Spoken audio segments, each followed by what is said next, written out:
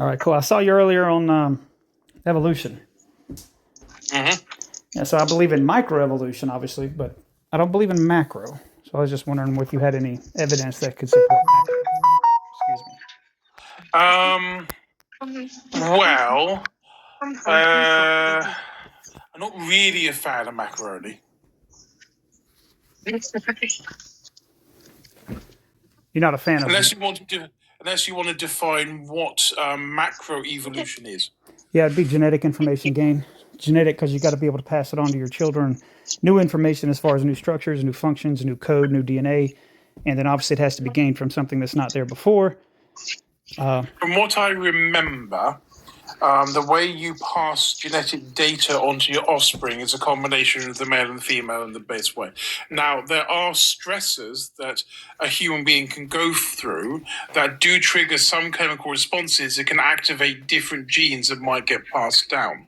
But those genes already exist. That's really just an off switch or an on switch, depending on whether or not you're starving or there's some other extreme stressor in your environment. I also, from what I remember, don't think that's a definite theory right now. I think it's under testing.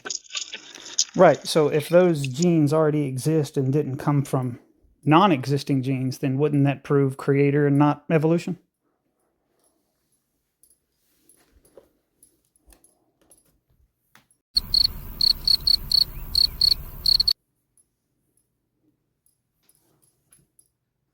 What do you think the difference is between micro and macro evolution?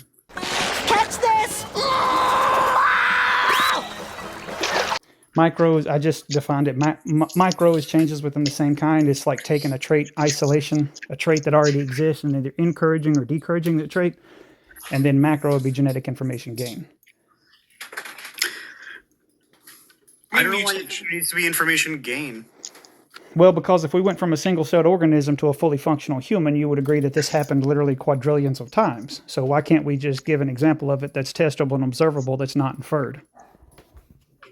Like, what exactly are you looking for? An example of genetic information gain that's testable and observable that's not inferred. Like, for example, every time somebody gives me an example I don't know of... what that gets you. That's interesting. I can give you one example if you want. There was a talk I went to recently.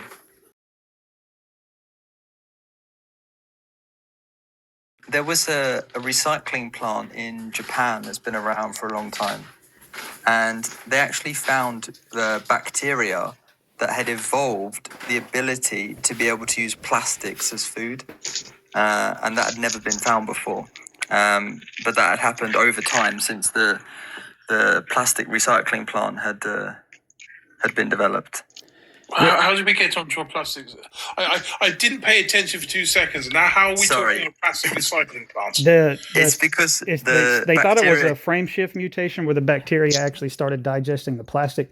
But that information is actually older. If I'm not mistaken now, they actually don't think that it's a frame shift mutation. And the ability for them to digest the chemical makeup of silicon, if I'm not mistaken, is what it is, pre-existed. We can also see this in the Linsky experiment, that when they started to eat a new food source, or what they say is a quote-unquote new food source, that they technically already had the ability ahead of time.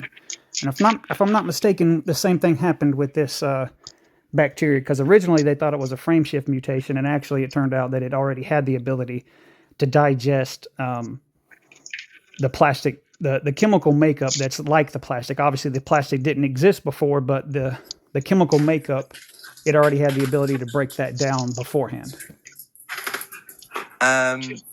No, I mean not in the talk that I went to. They said the enzyme. They basically evolved an enzyme called a PETase, which breaks down. I can't remember what PET stands for. It's a type of plastic, like some sort of polyethylene something.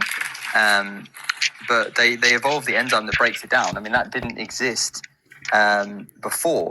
Of course, it was originally a different enzyme that evolved, but through the way that it evolved, it gained that function to degrade the plastics, the PET. But no, it didn't have that function before. It had a similar enzyme, but that had a different function.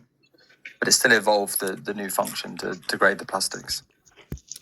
Yeah, but so when you said it already had this enzyme that resembled it, that pre-existed it.